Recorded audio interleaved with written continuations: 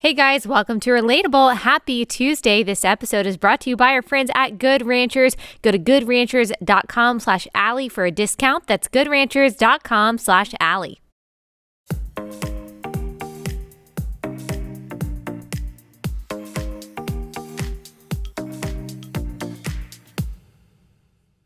All right, guys, we've got a jam-packed episode for you today. We are going to talk about this wonderful news that there is no longer a mask mandate for air travel or any mass transportation. This is really good news. So we're going to talk about how this happened, what this means, could this be overturned, how the airlines have responded, and how people are freaking out in two different ways on both sides of the aisle on Twitter. We're going to talk about all of that. We are also going to talk about Libs of TikTok, this famous or infamous account, depending on what side you are on, that just posts TikToks that liberals post themselves to expose this crazy ideology that is so pervasive in our country and especially in our education system. Well, she has been doxxed now, and so we are going to talk about that story in the Washington Post, and then we are going to ask the very sincere question, is our president okay? Is our president okay? We're going to look at a couple things that really makes us wonder what the answer is to that question. But before we get into that, I have a very special announcement. If you are watching on YouTube, you might see that I have a shirt on that says politics matter because policies matter because people matter. This has been our alliteration and one of the many sayings that we have on the show that we have said several times. And now we have it on a t-shirt and it is available I don't know the link, actually. I was going to tell you the link, but we'll put it in the description of the YouTube video and of the podcast. So you should definitely go get one of these t-shirts. If you're not watching on YouTube, I will post it on Instagram so you can see what it looks like. It's really soft. It's really comfortable. I'm wearing a large. I kind of like my shirts baggier, but of course we've got all different sizes. Let me show you two other shirts that we have. We have 4 shirts total. This has been a long time coming, guys. You have been asking me for a very long time, can we get these phrases on a t-shirt? And I've been saying yes, eventually. And finally it happened. So I'm so grateful for that. I know you guys are going to be super excited. And then we also have this one, Raise a Respectful Ruckus. And our designers here at Blaze TV are really, really good and really talented. And we work together to try to come up with something that we thought was on brand and also that you guys would like. So Raise a Respectful Ruckus, and then politics matter because policies matter because people matter. Politics affects policy, policy affects people. That part isn't on the shirt, but it's implied and you guys know it. And then we've got branded t-shirts that just have like the relatable logo on there, relatable with Allie, Beth, Stuckey with the relatable R. And then we have another one on there that I don't have in front of me, but is also available. They come in different colors. Like this Politics Matter one comes in a bunch of different fun colors. I think like light green and light blue. This is the blue gray. I think it also comes in white. And so great gift for you. Great gift for your friends. I'm super excited about it. We already feel like we are a family and a tribe and a community here at Relatable. You guys tell me all the time that you feel like we know each other, like we are family and friends. I feel like that too. And I think that merch in its own way kind of brings us together. If you see someone out in the wild with this Politics Matter shirt on, you can say, hey, we listen to the same podcast. There'll be more stuff. I'm hoping that we can create some stickers and some patches and some tumblers and all that fun stuff for you guys to enjoy. But for now, we've got the t-shirt. So please go buy a t-shirt. That would mean so much to me. And I think it's fun if we're all wearing the same clothes. And plus it's a good message too, right? It's a good reminder to people that politics really do matter because people really do matter. Who you vote for matters because it affects policy that then affects people, especially the most vulnerable people in your lives. Which brings me to our first topic of conversation today, which is this mask mandate, which has been revoked. It's been removed on mass transportation, and I'm super, super excited about this. Just before I get into how this went down and how this fits into what I was just saying about who you vote for matters because it has an effect on the policy that can really change your life and your quality of life. just on a personal note, and I know that this is relatable to a lot of you guys. For the past year, we have not been able to fly with our entire family because we have a toddler who I don't want to force. I don't want to force her to wear a mask. She's never had to wear a mask. And I don't think that she would be willing or able to wear a mask for an entire flight. And a lot of people say that, they've been able to fly with their toddler unmasked and it hasn't been a big deal because you just kind of give them snacks and the flight attendants are gracious and they understand, which I'm hoping that would have been the case for us. But I was too scared that there would be some power tripping flight attendant that would force her to wear a mask. She wouldn't do it. And then we would have to get kicked off a plane or we would go viral. I mean, we've seen those videos for the past couple of years, which have just been tragic. We've seen kids with special needs. We've seen young children, kids with asthma, coughing, and you've got the flight attendant on a power trip for no other reason except these are the rules. Yeah, there are a lot of rules that are really draconian and immoral that you really would be okay not enforcing. And this was one of them. We saw families suffer because of this. I mean, think about how many people have avoided travel. They've avoided going to see their families. They've avoided doing things that they really want to do and even need to do because they are afraid that they're going to get kicked off a flight because their 2-year-old would not wear a mask. And guys, there is absolutely no science still, as we have said many times, that shows that it is effective for 2-year-olds, for young kids to be wearing a mask. The WHO, which I think is by and large a very corrupt organization, even they don't recommend that kids under 5 years old wear a mask. And they actually say under the age of 12, it should really only be in select scenarios, but definitely not under the age of 5. You've got places like Australia and other countries that actually have very strict restrictions on COVID and have for the past couple of years. They don't even force kids to wear masks at a very young age. And yet in America, for no scientific reason, for no explanation that we know of, the CDC has never been able to give us an explanation. Like, what is the why? How does it make sense for a kid to be forced to wear this little cloth mask that they're going to be taking on and off that's not going to fit them properly, when we know that they are not driving the spread of COVID? So it's never made sense. The mask mandates in schools have never made sense. The fact that there are still 2- and 3-year-olds being forced in some preschools across the country in the most liberal cities to wear masks, it is absolutely immoral. It is unethical. You are causing developmental delays, maybe lifelong struggles, even psychological struggles in these young kids for nothing. You are not stopping the spread of the virus. You are not saving any lives. You are only hurting the most vulnerable and voiceless people in our society, and that is young children. So it's always been immoral, not to mention the fact that mask mandates in airplanes have always been unscientific. Because of the filters, the air filtration in airplanes, it's actually one of the safest places that you can be.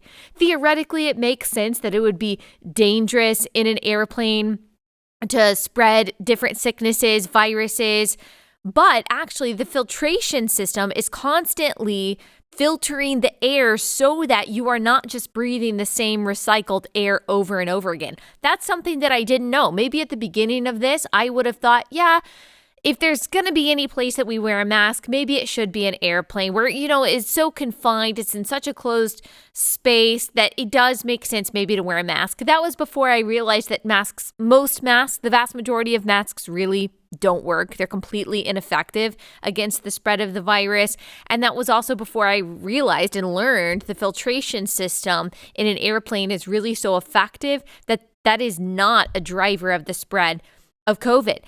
And so I am thrilled. I'm thrilled for all of those reasons. It's crazy that it took this long. But finally it's here. A little bit of sanity infused into our culture. And I know those of you who are in Canada, it's still so hard for you because not only do you have mask mandates, but you also have a vaccine mandate, which is completely irrational.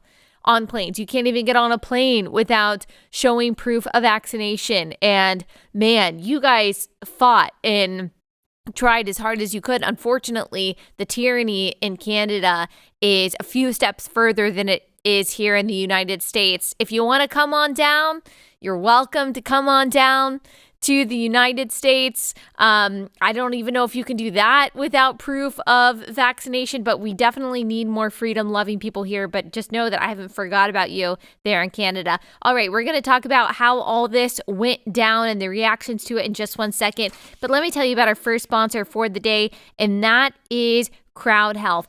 This is such a meaningful sponsor because what they do can really change your life. It can really make a difference when whether you are in hard times because you lost your job or just in general, you're looking for a form of security when it comes to healthcare coverage. I don't know if you knew this, but 250,000 people with health insurance went bankrupt last year due to medical costs. And there's nothing that stops insurance companies and hospitals from continuing to raise prices. High costs are scaring people away from their dreams. Millions of people choose not to become entrepreneurs because of the price of health insurance. And if that's you, or if you are in a similar position, you need to check out Crowd Health. It's not health insurance, and that is why it works.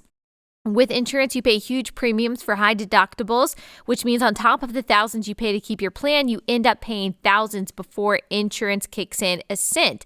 But how Crowd Health works is that it puts the community back in community healthcare. It gives its members access to high quality care for up to 60% less in the process. So here's how it works. You pay one low monthly total to fund your account and get access to the Crowd Health community. That's less than $200 a month for most people. 100% of your monthly contribution directly funds and reduces the healthcare costs of the community. You pay the first $500 of a health event. The rest gets submitted to the Crowd Health community members for funding. And unlike insurance, you're not limited by doctor networks when looking for care. It succeeds by keeping its members happy. Members shop for great care at a fair price, makes payments to doctors and members as quickly as possible, negotiates on the community's behalf when unexpected bills arise. Right now, my listeners can get their first 6 months for just $99 a month. That's almost 50% off the normal price and a lot less than a high deductible healthcare plan. Go to joincrowdhealth.com. Use promo code Allie at sign up for that amazing discount. That's joincrowdhealth.com, promo code Allie. Crowd Health is not health insurance. It's a totally different way of paying for healthcare. Term and conditions may apply. Joincrowdhealth.com, code Allie.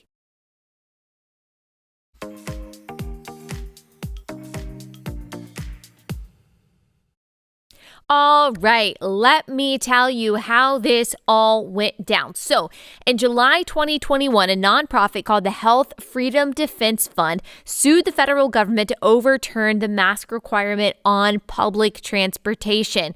And this is two individuals, just two private citizens that joined with the Health Freedom Defense Fund to sue the federal government. So go you two. We like to say that courage is contagious and that we need to share the arrows with people who are showing courage.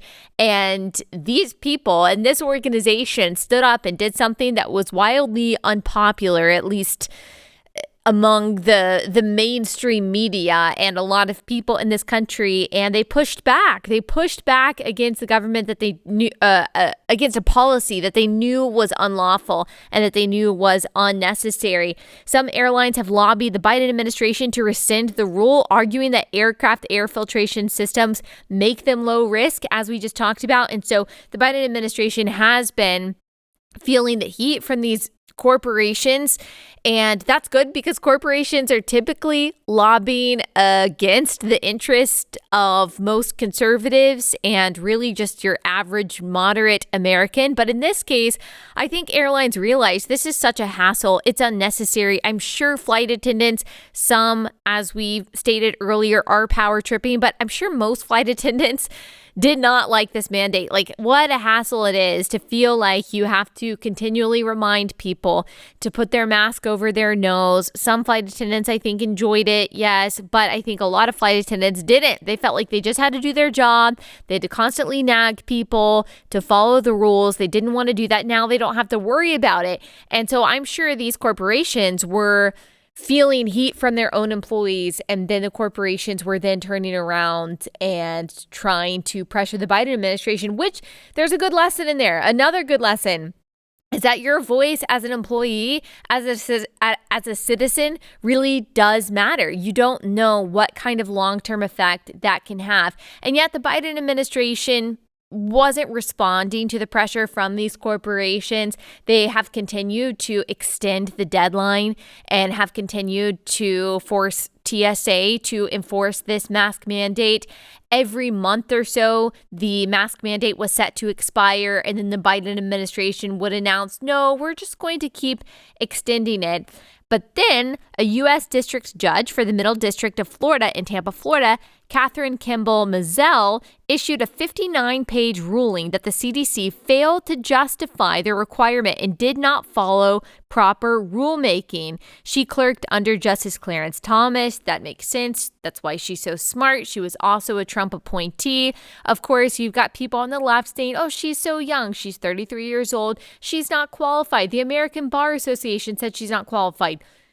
Here's a little bit of insight. The American Bar Association is now a left-wing institution for the most part, unfortunately. And so they almost always say that judicial nominees that don't align with their ideology are unqualified. What they mean by that is that they're not activists. That just happens to be the case now. It is very difficult to get a Supreme Court clerkship. So we know that this person is smart. Yes, she's young, so that automatically means she's not going to have as much experience as someone that's 20 years older than her, but that's also why she was picked. I mean, this is a lifelong position, so she is going to make a big difference for many years to come.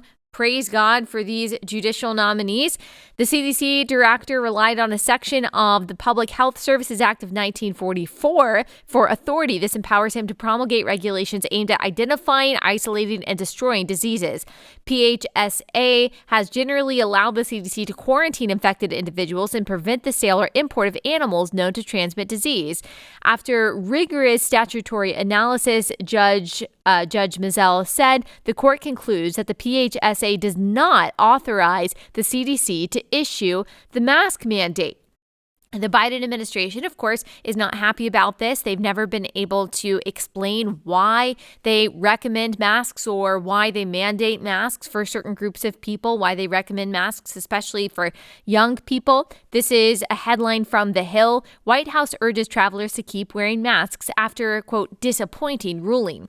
Jen Psaki, that's the press secretary, told reporters during the daily briefing that administration officials are still reviewing the ruling from the federal judge in Florida, which she called disappointing. The press secretary left the door open to the administration appealing the ruling. Psaki to Peter Doocy of Fox News, when he asked why there are no mask mandates inside the White House, she said, I'm not a doctor. You're not a doctor that I'm aware of. She always has that kind of snarky response to Peter Doocy, who I think, for the record, asks really good and compelling questions.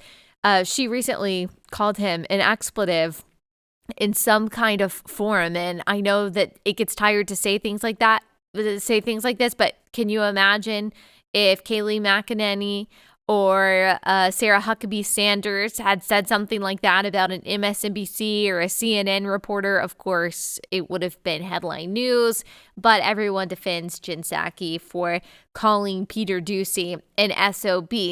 Anyway, they're sad about this. They are going to appeal this, but it actually looks like that they either aren't going to appeal it or that the effort is going to fail. That is what experts are saying, really on both sides of the aisle, that this is going to stand in place. And one of the reasons why all these corporations, all these airlines have made the announcement so quickly, we're talking about Delta, Southwest, American Air,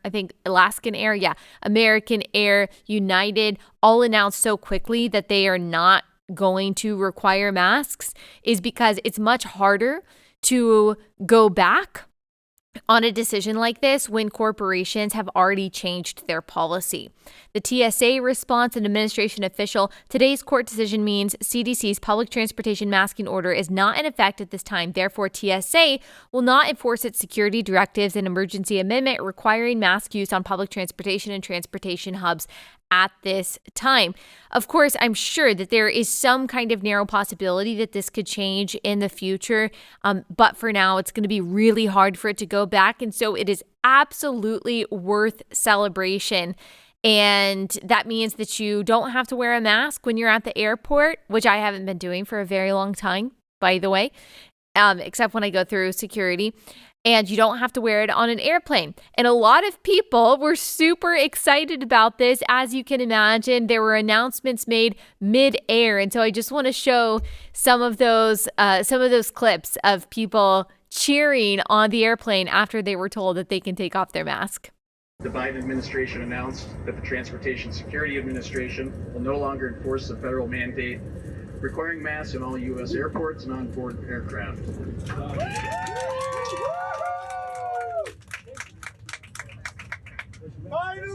On our Delta hub, it says masks now optional for employees, customers following White House.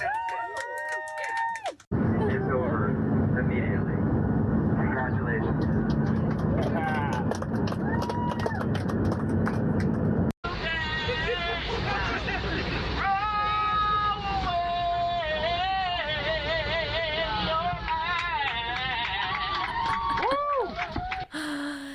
Oh, that last one was my favorite. The flight attendant, if you're listening to this, he's walking down the aisle and he's holding a plastic bag and singing "Throw Away Your Masks." That was amazing. He also has an awesome voice.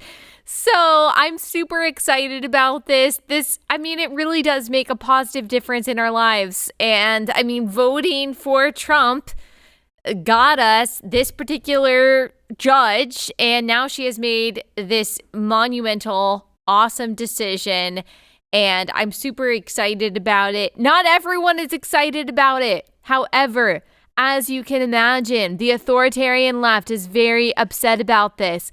There is this doctor, he's a blue check mark on Twitter, Jeremy Faust, MD, MS, in parentheses, ER physician, shocked and shooketh that he does not have his pronouns also in his name, but they're probably somewhere in his bio.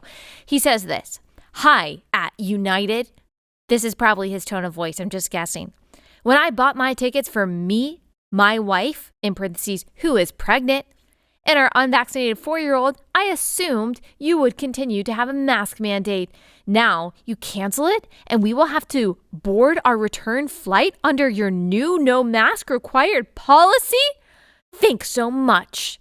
And at the time of this screenshot, it had 21,000 likes, which means that there are several thousand people who agree with this kind of thing. And it's just an emergency room physician. Like, how do we not know? How are only conservatives and center-right people privy to all of the science and the many studies and even some of the journalistic pieces in what I would call left-wing outlets that have talked about the ineffectiveness of mask mandates in general, but particularly on planes? It is a way to virtue signal, unless everyone has a properly fitted N95.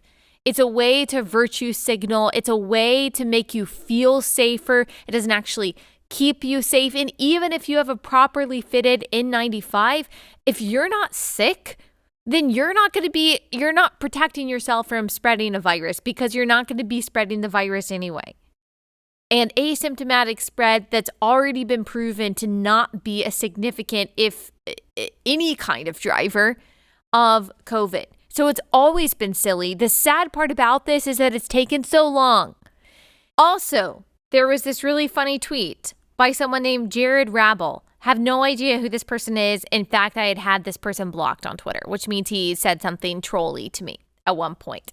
But this was a funny development that occurred. So he satirically tweeted, "I boarded a plane today with my son, and mid-flight, the pilot announces that the mask mandate is over. Flight attendants pulled off their masks and sneezed directly into their hands while screaming, 'This is MAGA airspace.' My son turned to me in tears. I don't know what to do." So obviously this is satirical. It's also playing off of the Jussie Smollett thing where he claimed, the two guys in Chicago in a polar vortex yelled at him, "This is MAGA country." Oh, that's still funny. So he's playing off of that. Obviously, this is a joke. Listen to this. Flight attendants pulled off their masks and sneezed directly into their hands while screaming, "This is MAGA airspace." Okay, obviously that's a joke. It's funny. I'm kind of in tears just laughing at this. Okay, he got a message from a New York Times reporter named Victoria Kim. This is hilarious. And she said, "Hi, Jared. I'm a New York Times journalist. I'd love to speak to you over the phone about what happened on your flight this evening. Can you please give me a call at redacted or let me know how I can reach you? Hope this isn't coming too late in your day. Thank you. Look forward to hearing from you." She thought this was serious. She thought that flight attendants were sneezing into their hands while screaming, "This is MAGA airspace." I would like you to take some time to picture that and think about what kind of person, like how many brain worms you have to have in your mind to think that that is real. He responds, "Hello, Victoria. I would love to discuss the incident at your earliest convenience. I was pretty upset about the whole thing. Unfortunately, it's satire that only someone at the New York Times would believe. In my time of contemplation, I was wondering how your team deals with the multitude of false stories that you peddle out daily to use as political propaganda, and if you could give me advice on how to take my satire to the next level, best wishes." I kind of want to unblock this person just for this exchange. Hilarious. I mean, think about how insulated from reality you have to be to think that his tweet is real. It's really incredible. And then we've also got the Christian angle on this. We've got John Pavlitz. He very frequently tweets out ridiculous propaganda. He claims, I think, to be a Christian, but he thinks Jesus was some like transgender communist. And so everything that he says about the Bible is wrong. Everything. I've invited him. I'm pretty sure I've invited him several times on my show to no avail. He tweets this: "You know what sucks? Millions of professed Christians are celebrating not having to show compassion for other people. That's what sucks." I mean, should we even dignify this tweet with a response? We've talked about this many times. Masks that don't work, ineffective masks, wearing them is not loving your neighbor because it's not doing anything. Once again, it's a virtue signal. Virtue signals are something that you do to seem virtuous without actually having to be virtuous. You're not showing compassion for your neighbor. You're not showing compassion for your neighbor by wearing a mask. Maybe certain masks in certain settings with certain people. Absolutely. But wearing your flimsy mask on an airplane is not loving your neighbor or showing compassion for anyone. And by the way, the mask that I have been wearing on the plane is a mesh mask. It's mesh. It's full of holes. So if you've been sitting by me, you don't even get the pretense of protection on a flight. So, and a lot of people, by the way, a lot of people have been wearing mesh masks. You can't even tell that they're mesh on airplanes. So, hate to break it to you, but there has been even less protection than you thought on airplanes because most people aren't actually, or a lot of people aren't actually wearing real masks. So there are going to be people freaking out about this. I saw some other blue check mark leftists freaking out about the fact that this judge is a Trump appointee. She's only 33 years old, and the ABA said she wasn't qualified. And oh, by the way, her husband worked under the Trump administration. Boo-hoo. I like her. She's smart and she's pretty and she seems to have integrity. And obviously, she is extremely discerning and wise. You can read her 59-page decision, even if you don't agree with it. Even if you don't agree with it, you can't think that she is some unqualified dummy. She is obviously brilliant. She obviously knows what she's doing here. And this is something that I see on the left a lot. They make this argument from authority fallacy. Instead of actually arguing with her decision, instead of actually going through the 59 pages and say, this is what she said, here's why it's wrong. Here's why she is going against precedent or going against the law, whatever it is. Instead of arguing with her on her argument's merits, they instead try to make her seem like she lacks credibility by saying that she was appointed by Donald Trump. That is a fallacy. That is an argument from authority fallacy, basically saying that you have to have some kind of authority that the left deems official or sufficient in order to have an argument that really counts. But if you really want to, sans logical fallacy, contend with what someone says, you have to contend with the substance of what they say. I haven't seen anyone on the left say that. I haven't seen anyone actually explain why her decision was wrong. Of course it wasn't wrong. It should have happened a long time ago, but I'm so glad that it happened. And this changes things for the summer. I feel like we should just all book flights with our families right now. And so, amen, hallelujah. I'm pumped about this. It is absolutely a reason to celebrate. Don't be cynical. Don't worry about it being overturned. Maybe it will be, but let's enjoy it while we can. All right, before we talk about this Libs of TikTok saga, let me tell you about our second sponsor for the day, and that is Hunter Douglas. Hunter Douglas can help you live well with their innovative window shade designs, their gorgeous fabrics, their control systems that are so advanced they can be scheduled to automatically adjust to their optimal position throughout the day. They've got superior insulation that the shades provide that it keeps you warmer in the winter, cooler in the summer, which lowers utility bills, really important. And it also adjusts throughout the day with their Power View technology, so your shades can be set to automatically reposition for the perfect balance of light, privacy, and insulation morning, noon, and night. So they make your life easier, they lower your utility bills, and they look great. These are super high quality shades, so if you are looking for window coverings, you really need to look at Hunter Douglas. My parents use Hunter Douglas in their home. They love it. They have used Hunter Douglas products for a really long time, and they love using Hunter Douglas. So live beautifully with Hunter Douglas, enjoying greater convenience, enhanced style, and increased comfort in your home throughout the day. Right now, for a limited time, you can take advantage of generous rebate savings opportunities on select styles. Just visit hunterdouglas.com/Allie for details. That's hunterdouglas.com/Allie, hunterdouglas.com/Allie.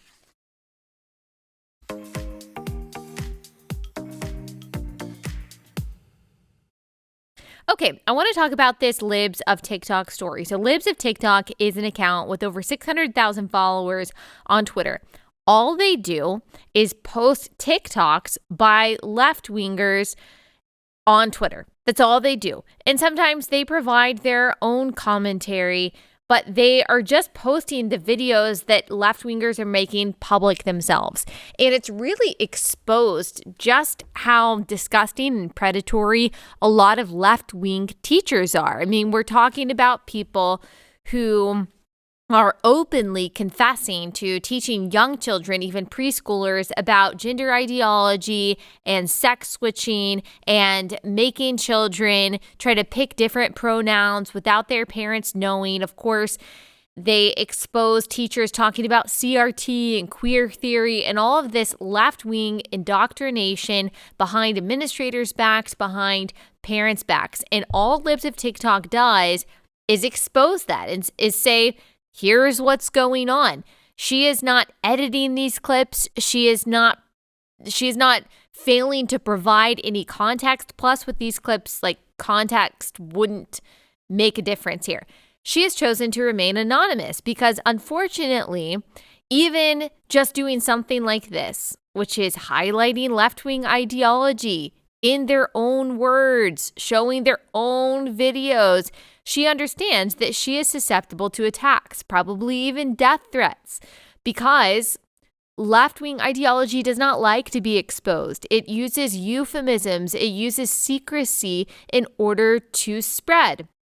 I used this analogy this morning, and I understand that it is probably very offensive to people. And I am not calling people this, but I am talking about this pernicious, insidious, pervasive ideology of leftism. It is like mold. It is like mold. When it gets somewhere, it spreads very quickly and it thrives in darkness and in secrecy. If you don't know about mold, if you never see mold, you don't do anything about it, and before you know it, it's infected your whole house and it's starting to make you sick. And so your options are to expose the mold and to do something about it, get rid of it, or move. That is true about leftism. Progressivism, as I've said so many times, it destroys. It destroys institutions. It destroys families. It destroys churches. It destroys your theology because it doesn't actually believe in any kind of objective value system. It doesn't believe in absolute or objective truth. It just breaks down institutions and traditions in the name of change, and it doesn't replace it with anything except for chaos and confusion. That's true when it comes to our view of race. It's true when it comes to our view of rights. It's true when it comes to our view of the family and sexuality and gender. All it does is deconstruct it, and it doesn't offer anything in the form of reconstructing. It's like that analogy. I didn't come up with it. I think it was Chesterton, that the difference between conservative and liberals is that if you see like a fence in a field, a liberal would come up and just take it down without asking, what is it here for? Whereas a conservative would say, well, we should probably see what this fence is here for before we take it down. Maybe we should take it down, but maybe not. And lo and behold, the fence is actually holding back this deadly, vicious tiger. And so that is the difference between conservatism and liberalism. Sometimes the fences do need to come down, but tearing down the fences and structures and institutions and traditions for the sake of tearing them down without providing anything better in return, that's just going to lead to moral and political anarchy. And humans don't survive well in that. And children should not be victims of that. Children, as we often say, are always the unconsenting subjects of progressive social experiments, whether it is COVID policy and mask mandates, whether it is this kind of sexual, gender, racial indoctrination happening in schools, whether it's abortion, whether it's this gender ideology that is literally physically harming young children and psychologically for their entire lives.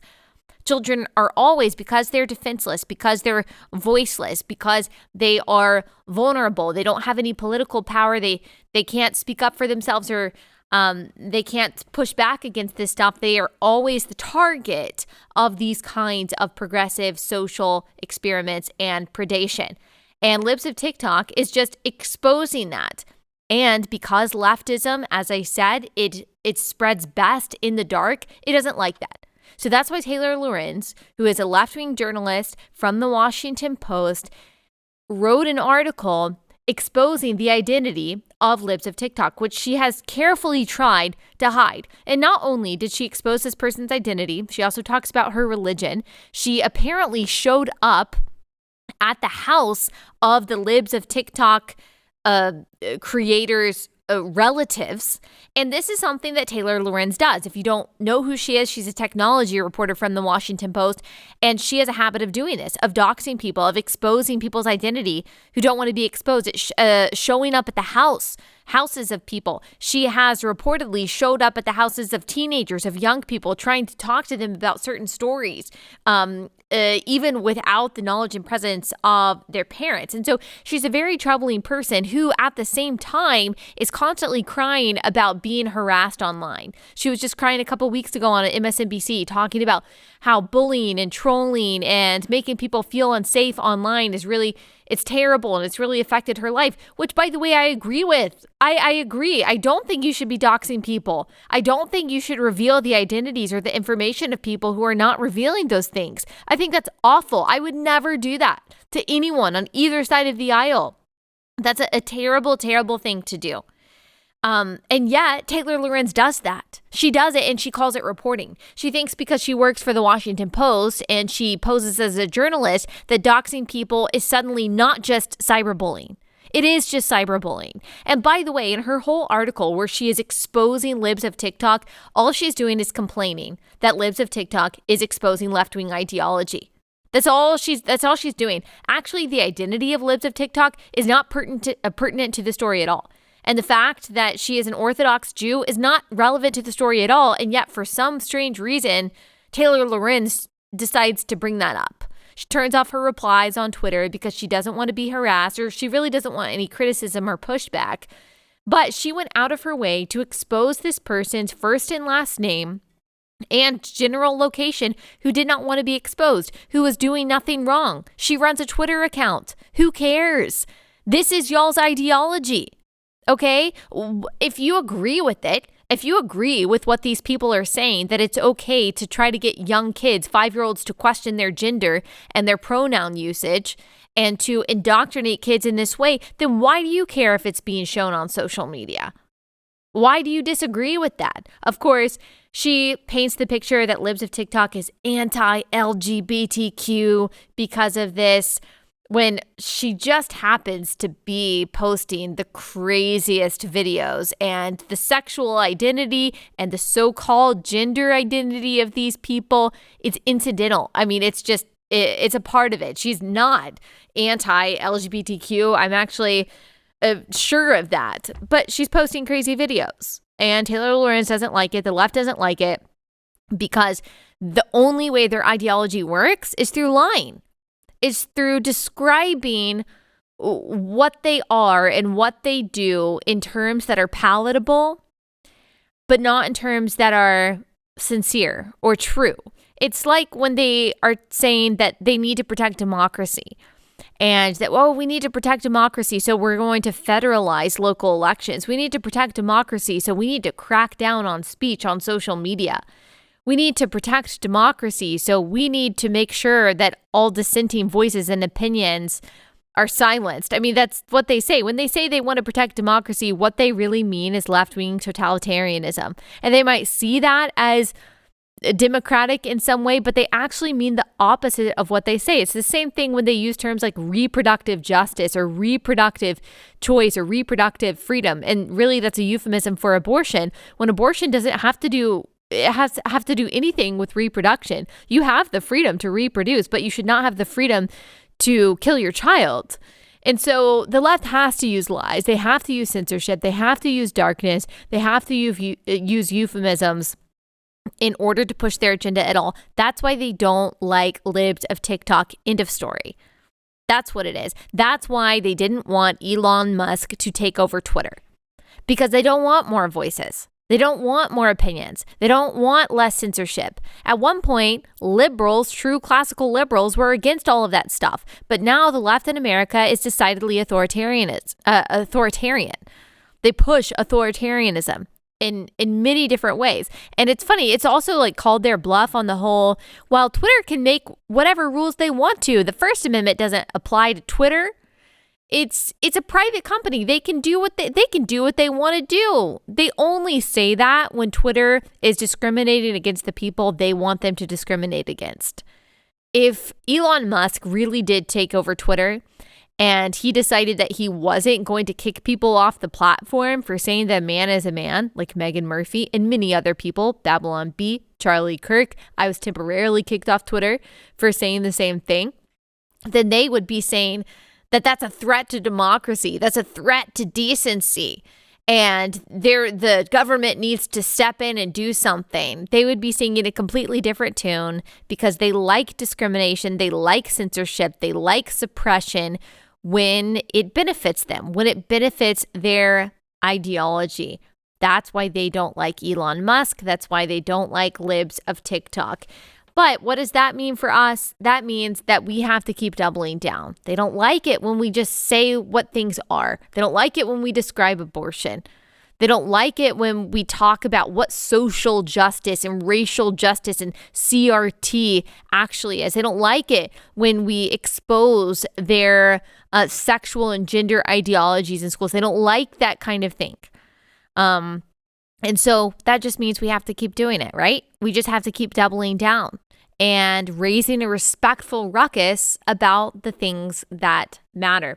All right, let me tell you about our last sponsor for the day before we check in on the mental state of the leader of the free world.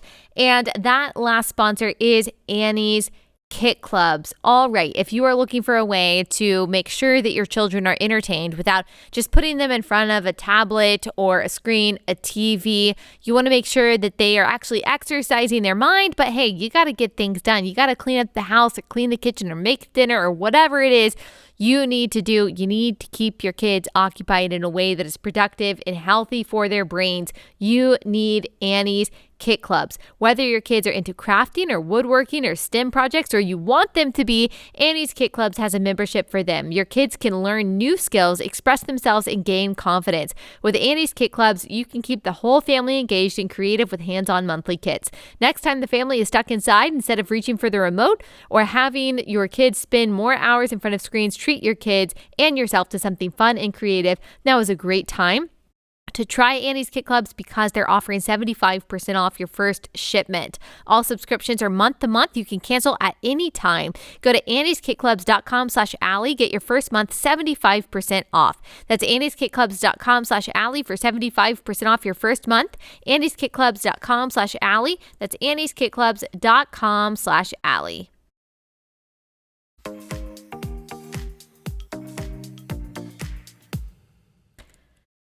All right, you guys know the president is not doing well. And I've never wanted to make fun of, I absolutely don't want to make fun of dementia or Alzheimer's or make light of that. Because, a lot of people on the left did that under Trump when they questioned his mental state.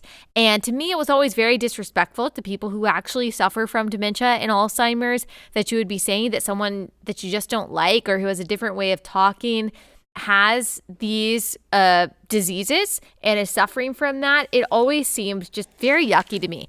And so I've never wanted to throw those accusations around about President Biden because I understand I don't like his policies. I don't like them. And so I wanted to make sure that I wasn't criticizing him in that way just because I have, a bias against him. I disagree with him fundamentally on everything.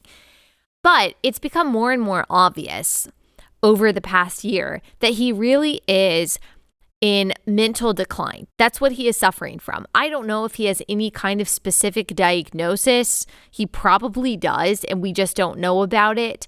But he can't handle himself. He doesn't know where he is, it seems like, half the time. He doesn't know what he is supposed to say. He mutters about not being allowed to answer questions or not being allowed to do certain things. He seems turned around at any given moment after he takes a podium and then has to get off stage. It seems like he doesn't know what he's doing without handlers. And that's a big deal. I don't wish bad things for him. I wish that he would get better. But look, the guy's old. So it's not really against him personally. A lot of old people are like that. He is really old. And this is a national security risk at this point. He's not running the show. There's no way that he is running the show. The guy can barely talk. And this is different than Trump. He has a different, Trump has a style of speaking that is just kind of funny. And he's always been that way. But with Biden, he has not always talked like he does now. And of course, people say, well, he has a speech impediment. Really? It developed in his old age? I'm not so sure. I'm not so sure that's the struggle here. Let me play you a couple clips that have just been troubling over the past couple of days that shows that I don't think our commander-in-chief is doing well. Okay, so I'm going to quickly read Brown Bear, so you're all not soaking wet. And they're not going to let me read it all. I'll let you, here, you can start us off. Can you, here. Can I read backwards? Read the first page. Go ahead. Brown bear, what do you see? Thank you and happy Easter. All right. Wait. Okay, so let me explain those to you if you were listening or if you didn't catch what was happening. The first clip, he is reading Brown Bear to a bunch of children, and he says, you heard him say, they're not going to let me read anything. And then Jill Biden, you can tell she's very hesitant to do this. She hands him the book and turns it around, so they can see the pictures, like what you normally do with children. You can look down and you can read. If words, you can look down and you can see it upside down, but you're still able to know what it says. Plus, I feel like everyone over the age of 30 has his book memorized, but he can't do that. And so she has to turn it back around for him to look at it straight on so he can read it. And then of course the kids can't see the pictures, which is basically all they want to see in a book anyway. And then after he reads the first page, she takes it back, and it's just really sad. And then in the second clip, you can't really see, or you can't really hear, but he says happy Easter, and Jill Biden is waving and she's going wave, and then he lifts up his hand and waves. And so she is obviously his handler, and it's really sad when you think about what they are putting him through. She obviously knows his cognitive ability or lack thereof. Other people close to him in his life obviously know that he is really struggling and suffering, and they are still putting him out there. They're still trotting him out there because the DNC made a deal during the campaign that he was going to be the guy and that he was going to be the only one to beat Trump, and they were probably right about that. They knew he was going to be unable to lead, and so they've put a bunch of radicals around him to do the job that they know that he can't do. But it's really cruel. Like, he should be relaxing in Delaware on the beach, wherever he spends the majority of his time right now. He shouldn't be in charge of our nukes. Like, he shouldn't be in charge of all of these big issues that our country is struggling through right now, but really that has an impact on the world. And so it's very sad. It's very sad. It's sad for all of us. And all we can do, I guess, is just hope and pray that we get through these next 2 years and that we can elect someone better in the future. It kind of reminds me of in Isaiah, the judgment on Judah and Jerusalem, when God says, I will make boys their princes and infants shall rule over them. Now, there's a lot of different things that could mean. And I'm not saying it's applying exactly to what we're going through right now, but it does speak to a kind of curse that is on a land, or just a misfortune that a land is going through, that a nation is experiencing when you have infantile leaders, when you have immature and childish leaders. And unfortunately, we literally do right now. It is like we are being led by a child. That is a curse.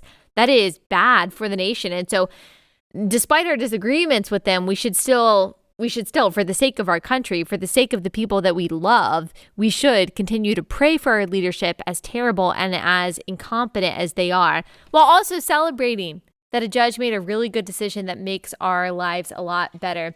All right, that's all we've got time for today. Tomorrow is going to be an awesome interview that I'm super excited about, that we've been planning for a long time. Make sure that you click on the link in my description. Get you some merch like the shirt that I'm wearing and some other cute shirts, and we've got more stuff coming. Super excited about it. All right, I will see you guys back here tomorrow.